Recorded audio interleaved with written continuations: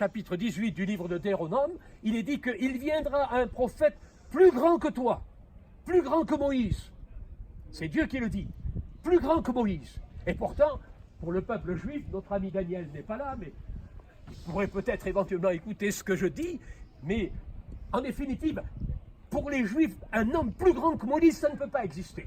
C'est l'homme le plus grand dans l'histoire avec Abraham, du peuple juif, de la Torah, de tout l'enseignement de l'Ancien Testament. C'est le plus grand. Et pourtant, Dieu prophétise en quelque sorte, au travers de ce texte de Deutéronome, il viendra un prophète plus grand que Moïse, plus grand que toi.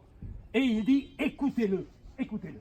Et là, en quelque sorte, c'est la réalisation de cette grandeur manifestée de Jésus par Moïse lui-même, qui en définitive est à côté de lui, comme pour montrer qu'en définitive, le centre même, il est au milieu, Jésus est au milieu, le centre même de toute la réalité de la Bible, eh bien c'est Jésus. Amen. Moïse est là, les prophètes sont là, au travers d'Élie le prophète, mais le centre même de la Bible, c'est Jésus. Amen. Et laissez-moi vous dire une chose, très rapidement, je ne veux pas vous tenir longtemps, mais dans l'ombre de l'Ancien Testament, il ne faut pas oublier que du temps de Jésus, l'évangile de Matthieu n'avait pas encore été écrit, l'évangile de Marc n'avait pas été écrit, l'évangile de Luc n'avait pas été écrit, ni même celui de Jean, ni même les actes des apôtres, ni même les épîtres de Paul.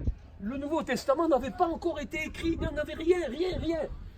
Ce qui restait, c'était les textes de l'Ancien Testament, la première partie de la Bible qu'on appelle l'Ancien Testament.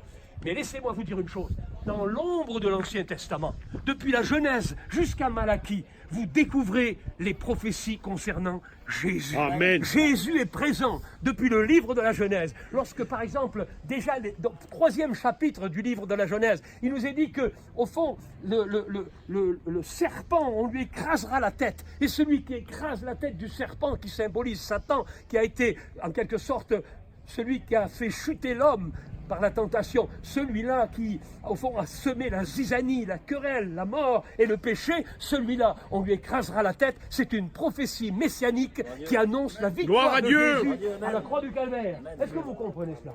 Et puis, quand vous allez plus loin, vous regardez Abraham, le père des croyants, l'homme qui a manifesté un acte de foi extraordinaire, qui a laissé son pays, sa patrie, et qui est parti à l'aventure pour obéir à Dieu. La promesse lui a été faite, il serait père d'une multitude. C'est le symbole même d'une nouvelle naissance, d'une vie changée, transformée par la puissance de Dieu. Et puis, en regardant l'histoire, Isaac, le fils de la promesse, lorsque Dieu lui demande d'offrir son fils en holocauste, il est prêt à le faire par la foi, parce que comme dit l'Épître aux Hébreux, il sait dans son cœur que c'est le fils que Dieu lui a donné et que même s'il meurt, il sera capable de le retrouver par la résurrection. Et voici qu'il est prêt à sacrifier son fils. Et au moment où il va sacrifier son fils sur le mont Moria, que l'on retrouvera justement à Jérusalem, la montagne qu'on appelle la montagne sacrée, le lieu où aujourd'hui, hélas, il y a la mosquée d'Omar, mais qui était le lieu saint, le lieu où Abraham a voulu sacrifier son fils. La main de l'ange a retenu le sacrifice. Mais laissez-moi vous dire une chose, c'est une préfiguration prophétique. C'est quelque chose de précis, de préfiguration prophétique sur cette même ville de Jérusalem, sur cette même montagne. Christ a été crucifié et Dieu n'a pas retenu sa main, mais il l'a offert.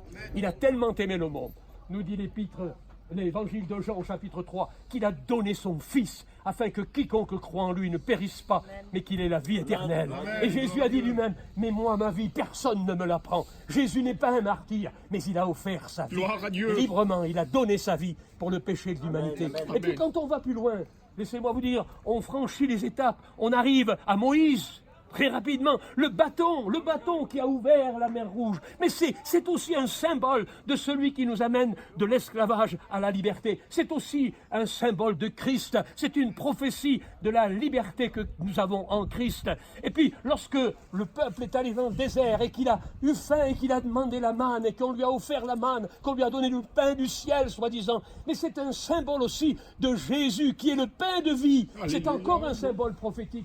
Et puis quand on va plus loin, que le peuple meurt de soif et que Moïse va avec son bâton frapper le rocher, c'est aussi un symbole. N'est-il pas dit que Jésus est la source des eaux vives et qu'il apporte de quoi désaltérer le Gloire monde à Dieu. par cette eau vive qu'il donne. Je suis la source des eaux vives. Alléluia. Celui qui boira de l'eau que je lui donnerai aura la vie. Gloire Voilà à Dieu. tous les parties prophétiques. Et puis, laissez-moi vous dire une chose.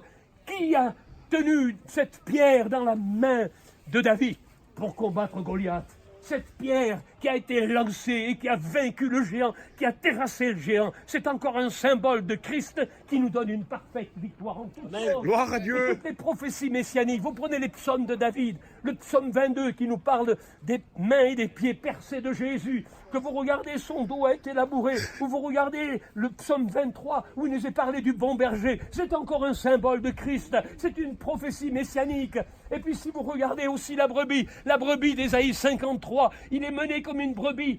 Eh bien, il est l'agneau de Dieu. La Bible dit qu'il est l'agneau de Dieu. Et nous croyons que Jésus est l'agneau parfait, l'agneau de Dieu. Alléluia, Voilà, alléluia, en définitive, sois béni. à quoi correspond la présence de Moïse et la présence d'Élie. Pour bien spécifier, pour bien démontrer, pour bien prouver que Jésus est le Messie et qu'il est en gloire et qu'en définitive, il est un lien entre l'Ancien et le Nouveau Testament pour nous révéler la réalisation des prophéties bibliques. Oui, vous pouvez croire fermement et vous pouvez affirmer dans votre cœur que Christ est vivant, Gloire qu'il à est Dieu. le Sauveur, Amen, et que déjà amen. depuis les temps anciens, depuis l'Ancien Testament, tous les livres de la Bible ont prophétisé en faveur de Jésus et que Jésus est le roi de gloire. Amen. Voilà notre espérance, chers amis. Je ne veux pas être